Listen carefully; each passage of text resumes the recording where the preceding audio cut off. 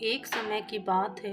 एक छोटे से कस्बे में गोपाल नाम का एक ईमानदार और मेहनती व्यक्ति अपने परिवार के साथ रहता था। गोपाल का परिवार बड़ा था।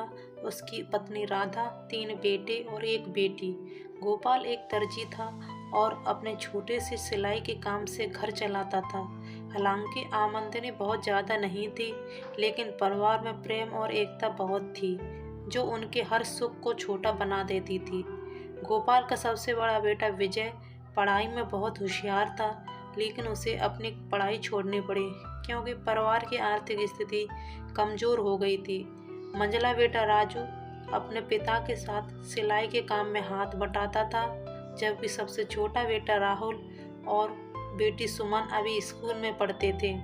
गोपाल और उसकी पत्नी ने हमेशा अपने बच्चों को सिखाया कि मेहनत और ईमानदारी से किया हुआ काम ही सच्ची सफलता दिलाता है। लेकिन एक दिन गोपाल को बड़ा ऑर्डर मिला और एक अमीर सेठ ने उसे अपनी बेटी की शादी के लिए 100 जोड़े कपड़े सिलने का काम दिया। यह ऑर्डर गोपाल के लिए बहुत महत्वपूर्ण था, क्योंकि इससे उसके परिवार की आर्थिक स्थिति में सुधार हो सकता था। गोपाल और राजू ने दिन रात एक कर दिया, लेकिन किस्मत की कुछ और ही मंजूर था।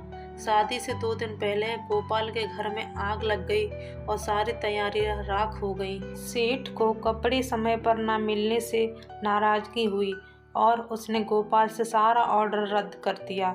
यह हादसा गोपाल के परिवार पर भारी पड़ा। परिवार के पास बचत भी खत्म हो चुकी थी और घर की हालत भी बिगड़ गई। गोपाल बहुत निराश हो गया, लेकिन उसके परिवार ने उसे हिम्मत दी। विजय ने कहा, पिताजी, हम एक बार हार सकते हैं, लेकिन हमारा हौसला हमें कभी हारने नहीं देगा। हम सब मिलकर फिर से काम करेंगे।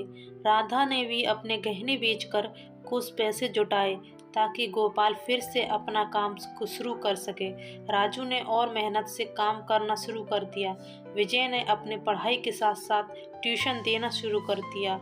धीरे धीरे पूरे परिवार की मेहनत रंग लाई और गोपाल का काम फिर से चलने लगा। कुछ महीनों बाद उसी सेठ को फिर से गोपाल की दुकान पर आना पड़ा। इस बार गोपाल ने उसे समय से पहले ऑर्डर पूरा करके दिया। सेठ उसके काम से बहुत प्रभावित हुआ और उसने गोपाल का नाम शहर में फैला दिया। अब गोपाल का काम पूरे शहर में मशहूर हो गया और उसका परिवार खुशहाल हो गया। विजय ने अपनी पढ़ाई पूरी की और एक बड़ा अफसर बन गया। राजू ने अपने पिता का काम संभाल लिया और राहुल भी अब बिजनेस की पढ़ाई कर रहा था। सुमन भी डॉक्टर बनने की तैयारी कर रही थी।